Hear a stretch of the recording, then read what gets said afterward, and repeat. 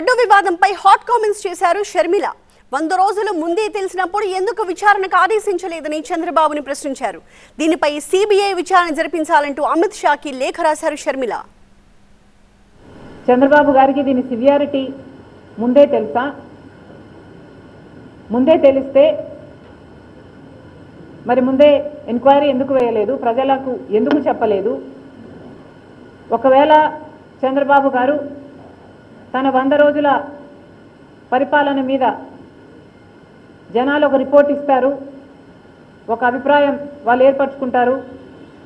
కాబట్టి తన వైఫల్యాలు కప్పిపుచ్చుకోవడానికి, వైసీపీ మీద బురద చల్లడానికి ఈ 100 రోజుల వెన్యూను ఎంచుకున్నారా?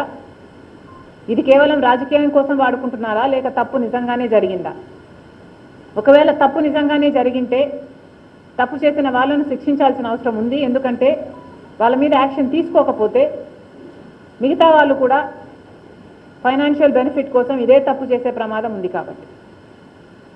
కాబట్టి కాంగ్రెస్ పార్టీ ఈరోజు హోమ్ మినిస్టర్ గారికి, అమిత్ షా గారికి ఒక లేఖ రాస్తున్నాం, సిబిఐ ఎంక్వైరీ జరగాలి అని.